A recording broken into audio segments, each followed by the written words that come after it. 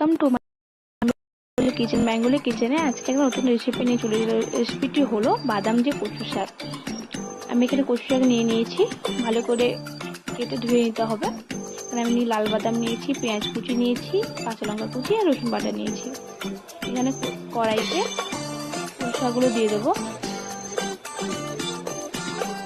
পরিমাণ মতো জল দিয়ে দিতে হবে। অনেক কচু শাক খেতে চান না, গলা চুলকোবে বলে এইভাবে রান্না করে দেখবেন, একটু গলা চুলকোবে না, খেতেও খুব ভালো লাগবে। পরিমাণ জল দিয়ে দিয়েছি, পরিমাণ লবণ দিয়ে দেবো আর অল্প একটু তেঁতুল দিয়ে দেবো। তেঁতুলটা দিলে কি হয়, আমাদের খাওয়ার সময় গলাটা চুলকোবে না। ভালো করে ঢাকনা দিয়ে সেদ্ধ করে নিতে হবে আমাদের কচু শাকটা। কিছুক্ষণ পর দেখতে হবে। ওয়েলকাম টু মাই কিচেনে আজকে একটা নতুন রেসিপি নিয়ে চলে এলো। রেসিপিটি হলো বাদাম দিয়ে কচু শাক। আমি এখানে কচু শাক নিয়ে নিয়েছি, ভালো করে কেটে ধুয়ে নিতে হবে। এখানে আমি লাল বাদাম নিয়েছি, পেঁয়াজ কুচি নিয়েছি, কাঁচা লঙ্কা কুচি আর ওখানে কড়াইতে কচু শাকগুলো দিয়ে দেবো, পরিমাণ মতো জল। Welcome to my kitchen. Bengali কিচেনে আজকে একটা নতুন রেসিপি